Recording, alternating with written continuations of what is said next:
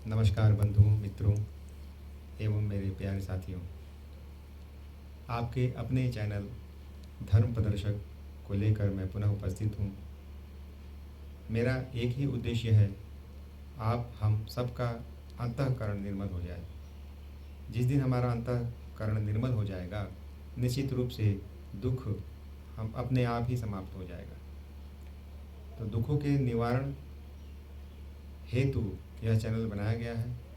आप सबसे आग्रह करता हूँ कि अपना आशीर्वाद बनाए रखें, जिससे मैं और आगे बढ़कर के इस जंग में हिस्सा लेकर आपके समस्त दुखों का निवारण कर सकूं। दुखों का निवारण करना भी एक जंग है मित्रों। एक बहादुर सैनिक जंग में अपने शारीरिक प्रदर्शन करते हुए जीत हासिल करता है, और एक सैनिक जो आपके अंतःकरण में बैठा होता है, उस सैनिक को यदि जागृत कर दिया जाए तो आपके समस्त दुखों का निवारण अपने आप हो जाएगा। मित्रों, आज हम कहते हैं कि बेटा ध्यान से करना, बेटा ध्यान से जाना, ध्यान से रहना, ध्यान से गाड़ी चलाना। अनेक प्रकार की विधियों में हम ध्यान का प्रयोग करते हैं, लेकिन ध्यान का प्रयोग वही करेगा जिसके पास ध्यान होगा।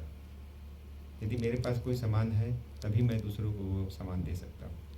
अर्थात यदि ध्यान की पूंजी हमारे पास है ही नहीं, तो उस हम ध्यान का प्रयोग करके कैसे किसी कार्य को कर सकते हैं।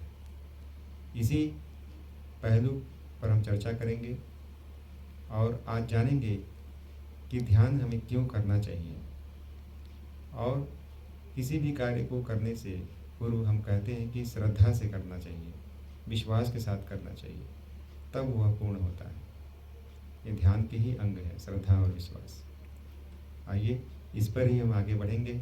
सबसे पहले मैं आप लोगों को बताना चाहूँगा कि भगवान में पूर्णतः आस्था होनी चाहिए हमारी।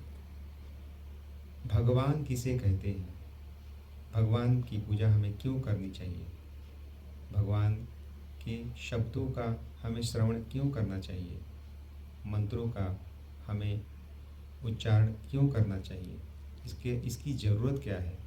बिना किसी ज़रूरत के कोई कार्य आदमी करता है क्या? नहीं करता है। यदि मुझे किसी कार्य की करने की आवश्यकता पड़ी है तो कोई ना कोई मेरी ज़रूरत है। तो वैसे ही यदि आपको प्रार्थना करनी है किसी मंदिर में जाकर या भगवान की उपासना करनी है, तो कोई ना कोई आपकी ज़रूरत है। हाँ, बिल्कुल ज़रूरत है। लेकिन क्यों ज़रूरत है, क्या आवश्यकताएं आपकी हैं, ये आप स्वयं जानते हैं। लेकिन क्या आप जानते हैं कि आपकी जो आवश्यकताएं हैं वो क्या इस ध्यान के माध्यम से पूर्ण हो जाएंगी? तो इन्हीं सब बातों के ऊपर हम चर्चा करेंगे। सबसे पहले मैं आप लोगों को बताना चाहूँगा कि भगवान क्या है। पूर्ण आस्था, जिस दिन विश्वास आपका हो गया, उसी दिन से आपके अंदर भक्ति जागृत हो जाएगी। ज्ञान, वैराग्य और भक्ति का यह त्रिवेणी संगम यदि आप लोगों के चित्त में व्याप्त हो गया, तो निश्चित रूप से आप लोगों की श्रद्धा जागृत हो जाएगी।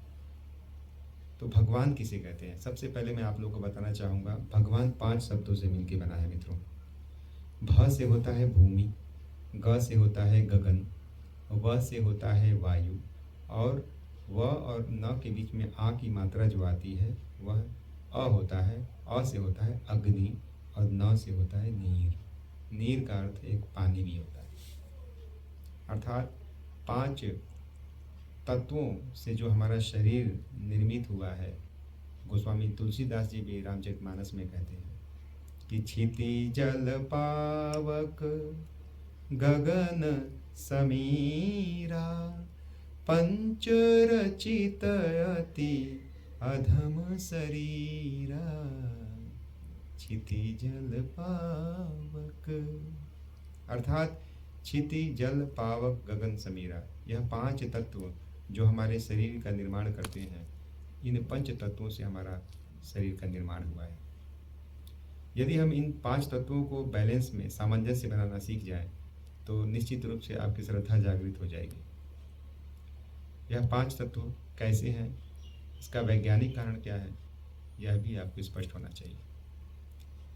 भ अर्थात भूमि यानी धरा, पृथ्वी, पृथ्वी तत्व।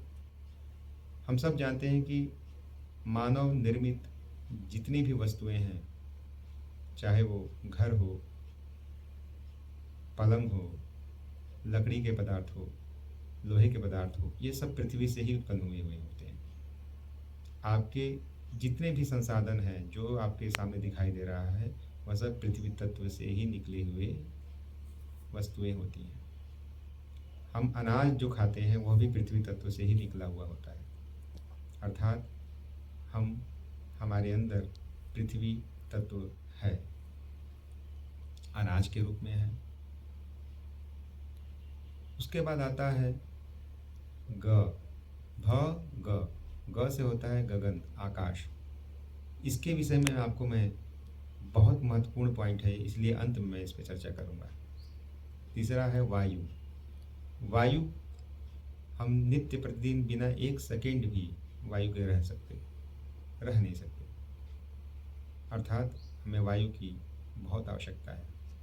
पिछले 2 साल पहले कोरोना काल में लोग सिलेंडर लगा करके घूमते थे, सिलेंडर ऑक्सीजन का ले करके घूमते थे।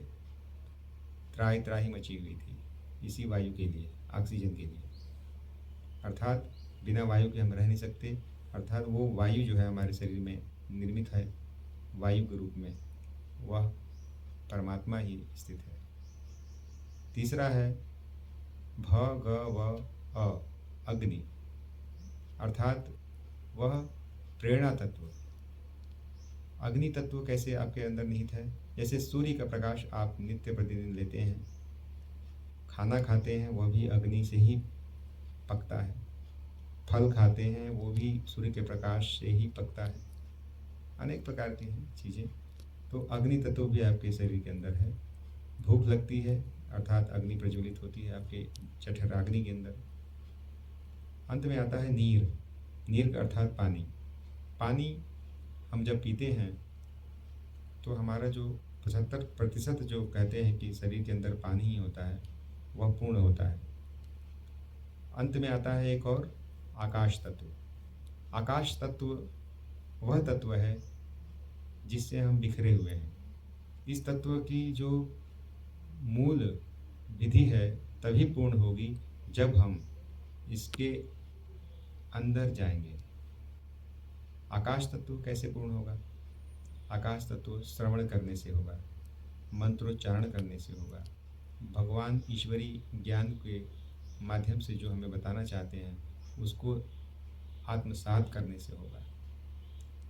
प्रत्येक व्यक्ति की जो क्रिया होती है उसकी एक प्रतिक्रिया भी होती है। वैसे ही यह पंच तत्व जो बने हैं, इस पंच तत्वों की एक प्रतिक्रिया भी है। जैसे हम अन्न खाते हैं पृथ्वी तत्व का, तो अन्न की जो अशुद्धियाँ होती हैं वह अशुद्धियाँ मल द्वार से निकल जाता है। दूसरा, यदि हम वायु लेते हैं तो ऑक्सीजन लेते हैं तो कार्बन डाइऑक्साइड के रूप में वह बाहर निकल जाता है अशुद्धि। वैसे ही जल तत्व भी मूत्र द्वार से बाहर निकल जाता है। और जो मूल जो मैं आप लोगों को बताना चाहता हूँ वह है अग्नि तत्व। वह अग्नि तत्व के भी हम जब निकालने का प्रयास नहीं करते, अर्थात जो अग्नि तत्व है जो पक करके हमारे शरीर के अंदर गया हुआ है उसे पसीने के रूप में हम बाहर नहीं निकालते हैं। अर्थात हमें नित्य प्रतिदिन योगा और प्राणायाम करना चाहिए। योगा और प्राणायाम करते हुए हमारे अंदर की जो ऊर्जा है वह उसको विकसित करने का हमें प्रयास करना चाहिए। पसीने को बाहर निकाल करके ही हम जो अग्नि तत्व का जो अशुद्धि है वो दूर कर सकते हैं। पुनः जो अंत में आता है आपका आकाश तत्व। जो नकारात्मक विचार है उसको हमें टालना होगा। अगर आपके मन के अंदर, आपके चित्त के अंदर यदि कोई ऐसी बात बैठी है जो आपको बार बार परेशान करती है, उसे आपको दूर होना होगा। कोई ना कोई एक आधार बनाना होगा जिससे आप दूर हो सकें उससे। यह आकाश तत्व है भगवान का प्रार्थना करना। जिस दिन आप लोग इस तत्व की उपासना करने लग जाएंगे, धारण करने लग जाएंगे, निश्चित रूप से आपके दुखों का निवारण उस दिन से होना प्रारंभ हो जाएगा मित्रों। लेकिन श्रद्धा और विश्वास के साथ। यदि आपकी प्रार्थना में श्रद्धा नहीं है, विश्वास नहीं है, अर्थात आपको भगवान के ऊपर भरोसा नहीं है, तो वह प्रार्थना भी एक औपचारिकता बन जाती है मित्रों। उस औपचारिकता को आपको दूर करना होगा और पूरे विश्वास के साथ उस कार्य को करना होगा। निश्चित रूप से आप लोग सब लोगों का दुखों का निवारण संभव हो सकेगा। अर्थात इस पंच तत्वों को मजबूत बनाकर हम अपने दुखों का निवारण कर सकते हैं। इससे और आगे की जो प्रक्रिया है, मैं आप सबके सामने पुनः हाजिर होऊँगा। तब तक के लिए आप सभी को करबद्ध प्रणाम। नमस्कार। धन्यवाद।